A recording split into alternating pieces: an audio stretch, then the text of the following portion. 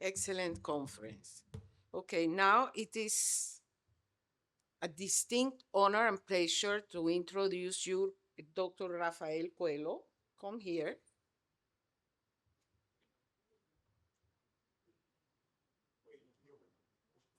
Coelho. Coelho. ¿Estás viendo? I'm sorry. I do not speak brasileiro. uh, where are you? Okay,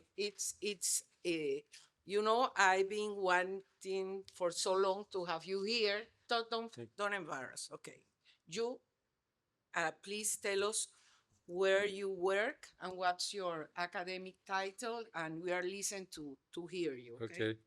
Well, thank you for this invitation. So I'm a urologist based in São Paulo.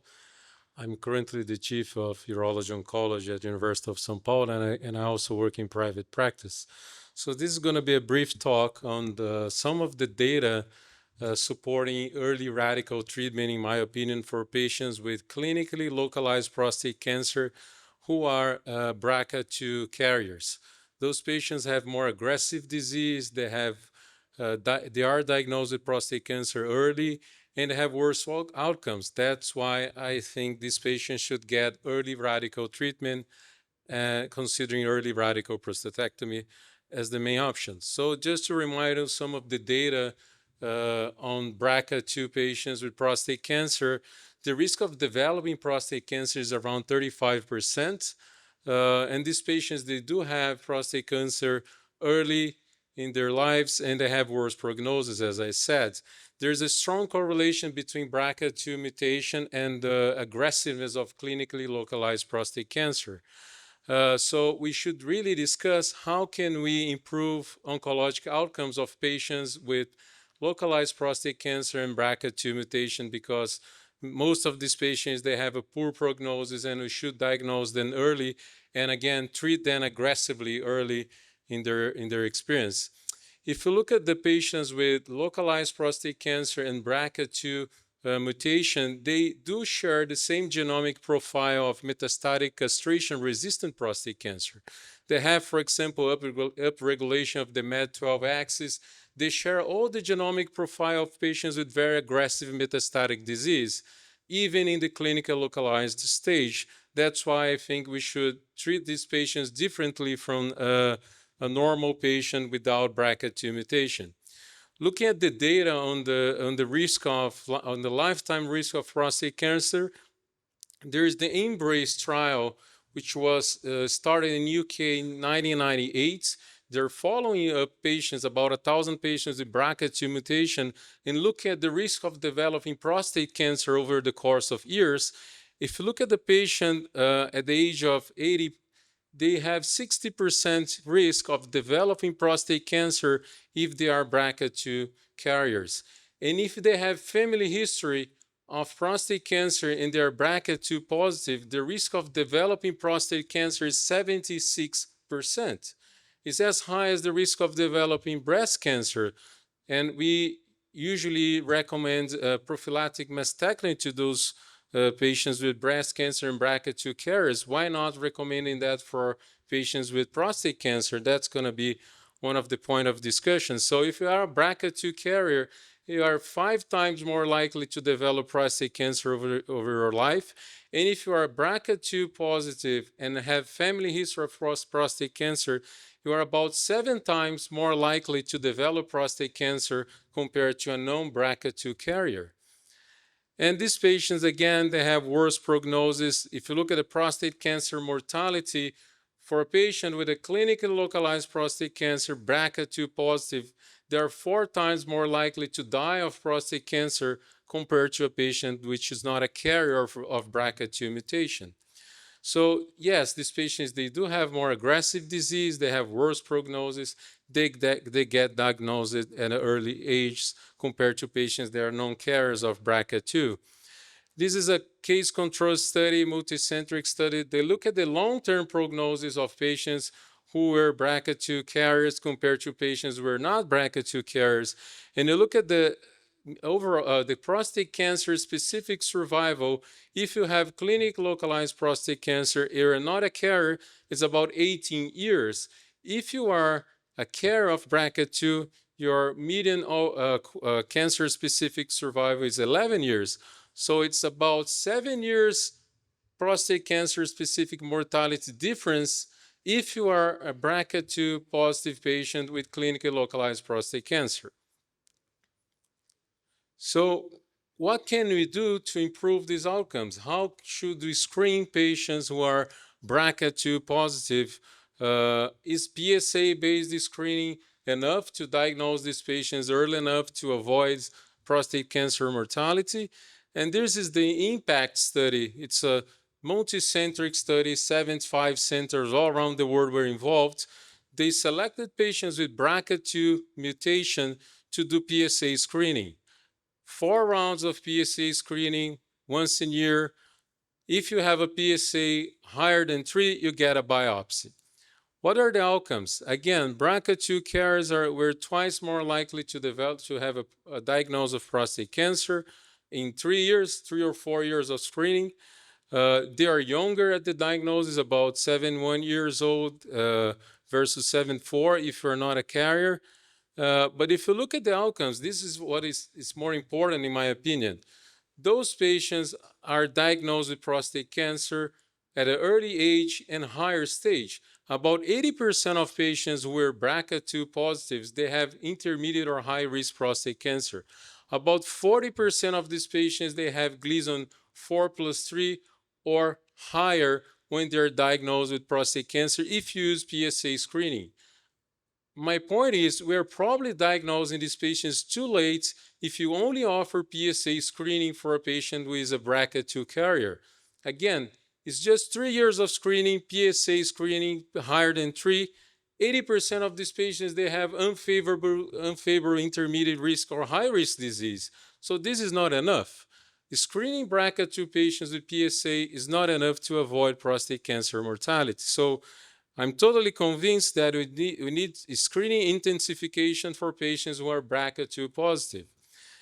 And this is an interesting study. They compare offering an annual MRI for patients who are BRCA2 carriers to the criteria from the IMPACT study. So if you only biopsy patients that have a PSA higher than 3, you're going to miss about 60% of prostate cancers compared to a screening based on MRI. If you offer an MRI every year to those patients who are BRCA2 carriers, you're going to miss one single patient with prostate cancer. So it's 94% detection rate for a screening with MRI. So it's definitely better to screen our BRCA2 patients with MRI compared to PSA. But even if you use MRI, this is just one route of screening. So they select BRCA2 positive, everybody's going to get an MRI. 80.5% had prostate cancer. First screening. But what is the worst thing? 71% of those patients had Gleason 4+3 or higher. So even with MRI, we may be diagnosing those patients a little bit later than we should if you want to avoid a prostate cancer mortality. So yeah, PSA screening is not enough. MRI is way better, but maybe we should be considering prophylactic prostatectomy as we offer to women with breast cancer with BRCA2 mutation, which have a higher risk of developing breast cancer. And we're going to touch on that. So if you consider then patients who are diagnosed with low-risk prostate cancer and they are BRCA2 carriers, probably most of you have heard about this study from Johns Hopkins. 80% of these patients, they will progress. So I don't think we should be offering widely active surveillance for a BRCA2 carrier because 80% of these patients, they will progress if they're under surveillance. But the problem is these patients, they don't progress from low risk to 3+4. They progress most likely to 4+3. So if you're a BRCA2 carrier, you are 4 times more likely to progress from 3+3 to 4+3. So again, offering surveillance for a patient who is a BRCA2 carrier that has 80% of chance of progressing if they are under surveillance and they do progress to a higher grade disease, I don't think you should be offering this widely to your patients. And the AUAAU guidelines, they touch on that. They say if you want to offer active surveillance for a BRCA2 patient, you should monitor them very closely, and they should be aware of the high risk of progression they have, probably offering a radical treatment upfront is the best option for those patients. And finally, what happens if these patients get radical treatment, radiation or radical prostatectomy, and they are BRCA2 carriers? This is an interesting data from Elena Castro. She combined the data from the Embrace study and the UK genetic prostate cancer cohorts. Look what happens if the patients with BRCA2 mutation, clinically localized prostate cancer, they undergo radiation or surgery. 10 years later, 50% of them develop metastases. Only 40% of these patients are alive 10 years later.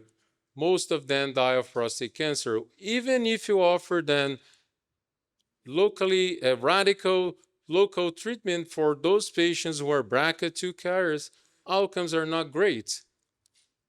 So what can we do to improve outcomes? I just told you, like, we're diagnosing most of these patients with advanced disease, with high-grade disease. If you put them on surveillance, most of them, they progress.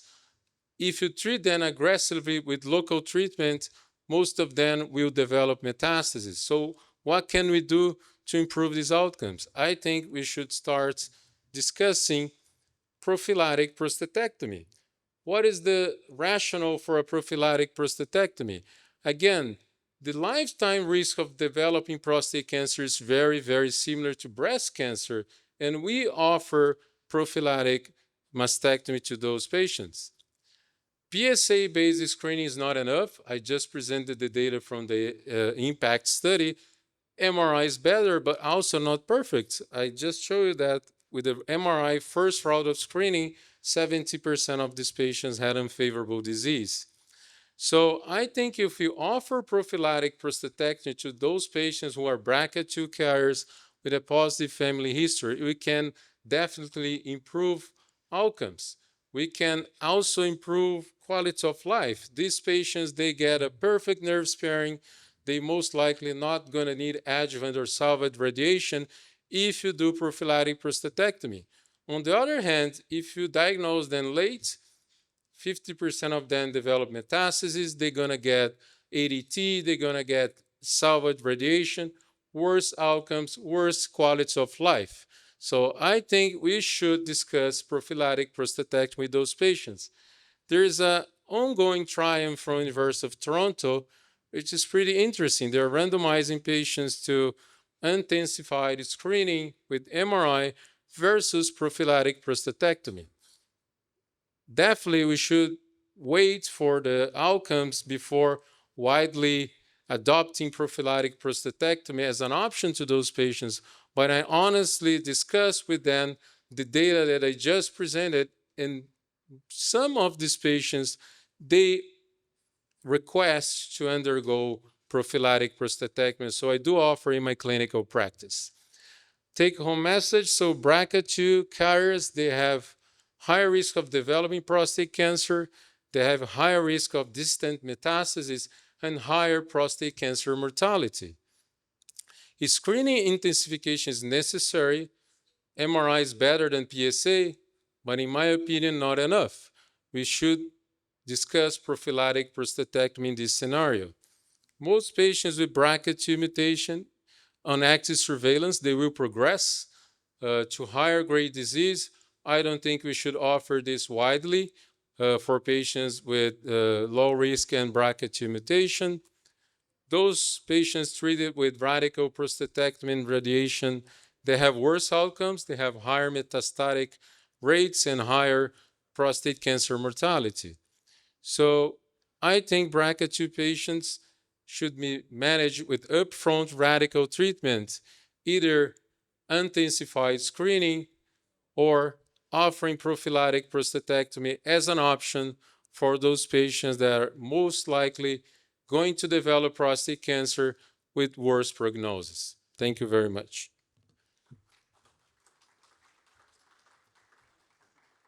Questions? Yep. When do you get the BRCA2